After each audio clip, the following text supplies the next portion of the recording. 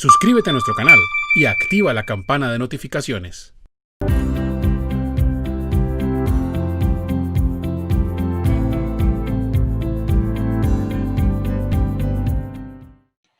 ¿Cómo unificar las políticas contables y las estrategias de planeación tributaria?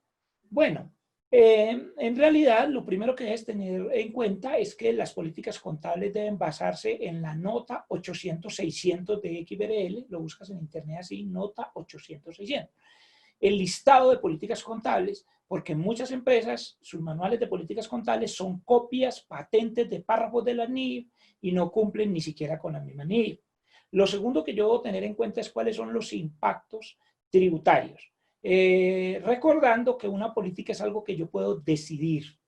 Si yo lo puedo decidir, no es simplemente copiar párrafos de la NIF. Por ejemplo, alguien me dijo, oiga, yo quiero una política para impuestos diferidos, y lo que hacían era copiar la NIC 12. No, en la NIC 12 me dicen que yo puedo decidir. Por ejemplo, yo puedo decidir si le voy a calcular impuestos diferidos a las inversiones por el método de participación patrimonial o no, o sea, las inversiones en asociadas.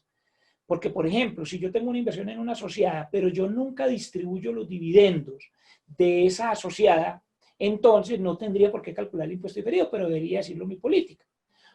Entonces, ahora, ¿cómo lo unifico con lo tributario? Como las políticas es algo que yo puedo decidir, entonces yo debo decidir, por ejemplo, vidas útiles.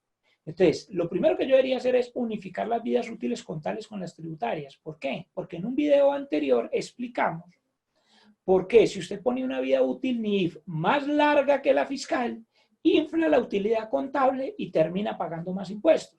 Y reitero esto porque esto queda grabado como un video independiente, pero usted puede buscar en Google unificación, vidas útiles, contables y tributarias, Juan Fernando Mejía, lo buscas así en Google y te voy a explicar por qué al tener una vida útil NIF demasiado larga, el auditor de la DIAN te va a aplicar el artículo 137 y te va a hacer valer esa vida útil para fines tributarios.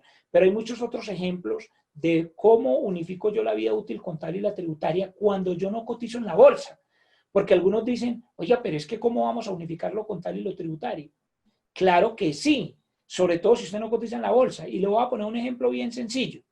Si usted es accionista de Ecopetrol y Ecopetrol cotiza en la bolsa de valores y Ecopetrol tiene un edificio y lo está depreciando en 20 años sabiendo que dura 80 años, seguramente eso no le favorece a usted como inversionista. ¿Por qué? Porque si se lo deprecian en 20 años le van a llevar demasiados gastos al estado de resultados. Entonces la NIF dice, usted, señor Ecopetrol, debería tener dos vidas útiles, una a 20 años para sus fines tributarios y otras 80 años para fines de la distribución de las utilidades.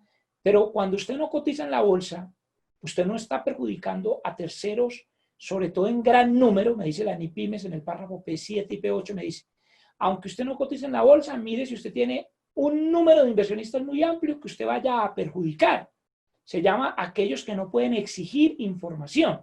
Se le llama a los usuarios generales de los estados financieros.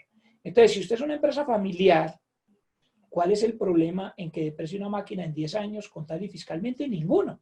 Pero si usted se pone a poner una vida útil más larga, pues termina pagando más impuestos en cabeza de la sociedad o del socio en virtud del artículo 49 del Estatuto Tributario. Entonces, lo que yo recomiendo, y de hecho muchas multinacionales lo hacen, es unificar la vida útil contable con la fiscal. Ahora, si usted pone valores residuales en sus políticas contables, esos valores residuales también se los hacen valer tributariamente, artículo 131 del Estatuto Tributario.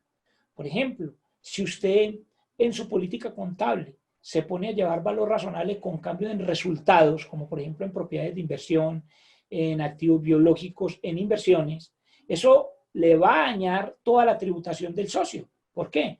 Porque va a inflar las utilidades con unos ingresos que están en el artículo 28 del estatuto.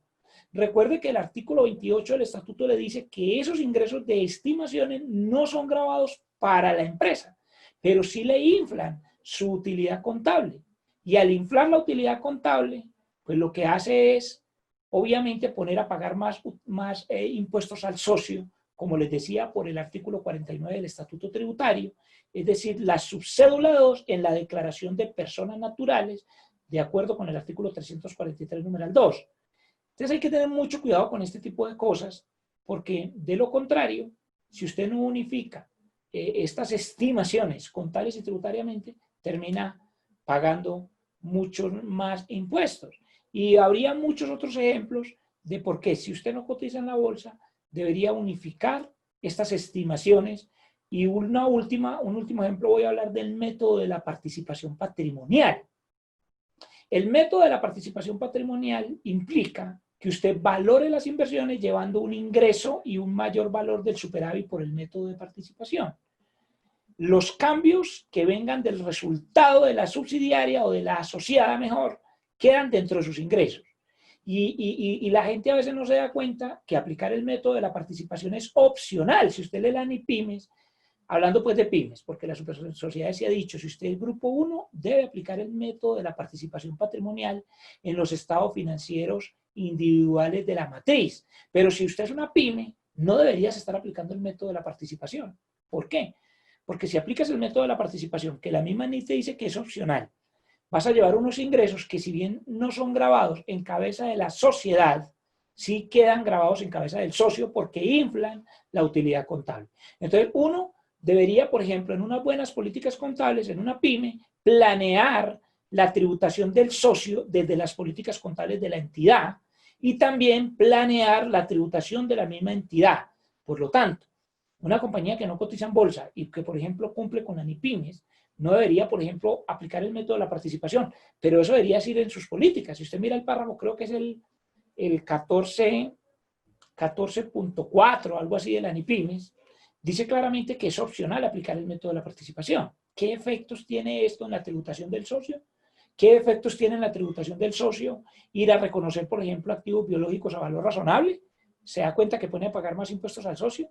Entonces, debería unificarse la política contable con la tributaria, y esa es la respuesta a nuestro usuario en cuanto a esta pregunta de por qué se deben unificar las políticas contables con lo tributario. Además, porque el artículo 21-1 del Estatuto Tributario me dice que los mismos reconocimientos contables tienen que hacerse tributariamente.